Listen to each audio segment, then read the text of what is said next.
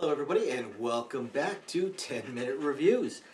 This is Freya that just tried to eat my face. This is my wife. Hey, Amy. That doesn't try and eat my face. Now I'm Jason and you're a clumsy dog. And we're bringing you today's episode. And today we're gonna do another list type of episode.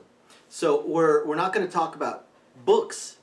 We're going to talk about authors. And I want to go over 5 great to fantastic fantasy authors. So don't forget to hit those like and subscribe buttons, guys. We have a ton of videos coming out, and you can see Freya back there. So today, 5 great fantasy authors. Now, we're not saying the 5 greatest. We're not saying the 5 best fantasy authors, because there's so many fantasy authors out there, and there's so many just absolutely incredible authors that we can't say who's better than another. So we just want to talk about 5 that are super entertaining, that you absolutely love, that you may or may not have ever heard of. The first one I think you have probably heard of, Jim Butcher. Jim Butcher writes the Dresden Files, amongst other things. He also wrote another series that was, I believe, a 5-book series, The Furies of Calderon or something like that. Really good. Oh my God, was it good. But his seminal works, the Dresden Files. It was so good they even tried to make a TV show for it. How was that TV show again? Terrible. Exactly. TV show was horrible. I watched it twice. The special effects were something that I could have done in my basement. Something that Freya could have done in the basement. We don't have a basement. But she still could have done it. Those special effects were terrible. But it was the Dresden Files. So I watched it twice. But they only had 1 season because they canceled it because, well, it sucked. But the books are absolutely incredibly good. And he has plans for another 12 or 13 more books. So it is still an ongoing series. But it follows Harry Dresden, wizard. And he lives in Chicago and even has an office that says Harry Dresden, wizard. He tries to somewhat live out in the open-ish. But the series very much follows his trials and tribulations. And there's a lot more tribulations than anything else. As he learns, as he grows, as he messes things up. And learns from that, grows, messes it up again, tries to fix it, messes it up even worse, gains more power, gains more allies, gains more enemies, turns allies into enemies, turns enemies into allies, messes that up. It's the Dresden Files are absolutely incredible. If you haven't read Jim Butcher and the Dresden Files and you're a fan of fantasy, what are you doing with your life? What the heck are you doing? Yeah, you need to sit in a dark room and re-examine your decisions. Now, for number 2, you probably have not heard of this author before. They're not necessarily known for their fantasy either, but they do have a fantasy series. This author is John Ringo. John Ringo, he mostly writes science fiction. The guy, his science fiction is absolutely awesome. He's got one that's just incredible. His military science fiction is great. He's a Army vet. He co-authors a lot with scientists, PhDs, and stuff like that. But he does write one fantasy series, but it's an interesting fantasy series because it's a far future fantasy series. It's a really interesting premise in how he sets up this world that suddenly has these fantastical fantasy creatures and how it's swords and hammers and armor again instead of guns and laser beams and explosions. And there's, oddly enough, there ends up being quite a bit of science involved in it as well, despite how fantasy-ish it is. And it's a great fantasy series. So if you haven't read it, check out John Ringo, or haven't read him, check out John Ringo. The next one we want to talk about, number 3, you probably have heard of him. He's not as big as Jim Butcher, but he is getting pretty damn close. And that is Kevin Hearn. Kevin Hearn writes the Iron Druid series. And it's an urban fantasy. It occurs in today's world and follows, well, a druid. And he calls himself the Iron Druid. Now, for anybody who follows fantasy, what is the weakness of fairies? Iron. Iron. Typically, iron is a weakness of fairies. Well, the Iron Druid has somehow managed to figure out a way to, he wears a necklace, I believe, that he's figured out a way to almost bind or interweave the iron in his necklace with his aura, which gives him some protection against the fairies. He's also the last druid. Now, the Iron Druid series, it's fantastic. It's incredible, and it actually does have an ending. It's not an ongoing series, although it was a very long series. And I'll be honest, it fell off for me near the end. But the first dozen or so books were absolutely incredible, and this character is a riot because he's functionally immortal, as well, and it's based off of a magic tea that he knows the recipe for that he calls immortality. Mhm. And he's got quite a few different teas that he uses that particular pun on.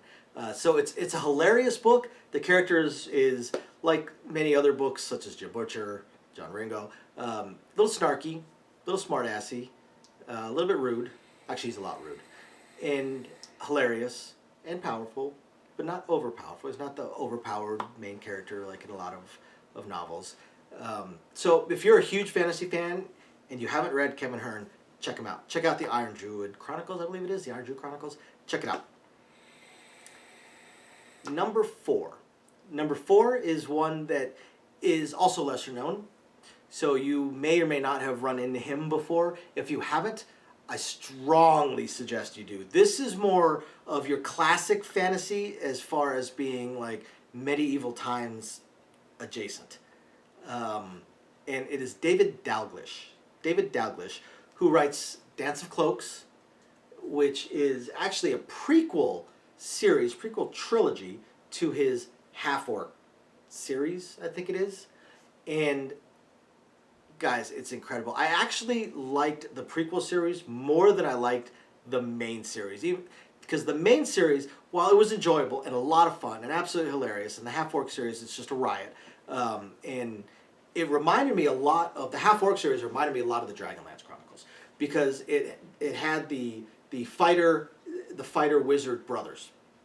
And a lot of it was focused on the wizard brother trying to come into his own. Yet it also will remind you a little bit of the Icewind Dale trilogy as well, because there just so happens in this book to be a badass with two swords. And that was what spawned the Dance of Cloaks, which is a trilogy, because that character, the badass with two swords, was the most popular character in this, I think, 5-book series. So he wrote a prequel series on how this character came about. And it's the prequel series that I made her read.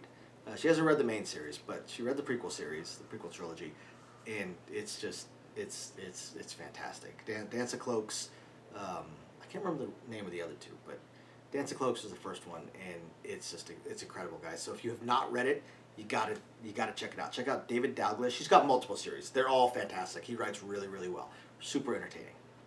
I'm actually surprised she hasn't read all of them yet. And I get distracted. for coins, shiny pieces of glass, puppies. Always, but look. So for number 5, great fantasy author. Another one that you may not have heard of, and if you have not heard of this person, and you're not reading this person, there is something broken in your skull. You need to get looked at, then you need to go read Glenn Bullion. Glenn Bullion and the Damned and Cursed series. Glenn Bullion's Damned and Cursed series is possibly the best fantasy series that I've read in the last 10 years. It is absolutely incredible. He is, what he writes, and it's urban fantasy, it's modern times, and what he writes is just, it's insane. And despite being an ongoing series, it actually has multiple characters, and oftentimes the books are standalones, because he'll introduce a character and he'll talk about, and he'll write a book around that character. As it goes on, the characters start to meet and start to interact with each other, and it almost, a couple times you almost come across, it's Avengers team up in a way.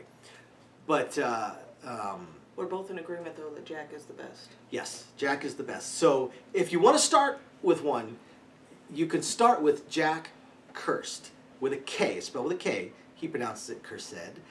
He is a cursed immortal. Mostly because of its joke. He decided he was cursed, so he decided he wanted to name himself Jack Cursed. But then he pronounces it Cursed, or Crusade, so nobody would, think it's so odd. So if you want to start with one, that one is a great one to start with. But they are all excellent. They're all absolutely amazing, and I words cannot express. We are going to talk about Glenn Bullion a lot on this channel. Yeah. We're going to talk about all of his books individually at different times because it's incredible. You have to read Glenn Bullion. So please hit the like, subscribe buttons, drop us a comment, shoot us an email, send us a picture of your middle finger if you don't like the book we talk about. By all means, talk Send to us us. dog pictures. We like dogs. Or videos. Yep. And otherwise, stay tuned. We will catch you next time. Bye. Bye now.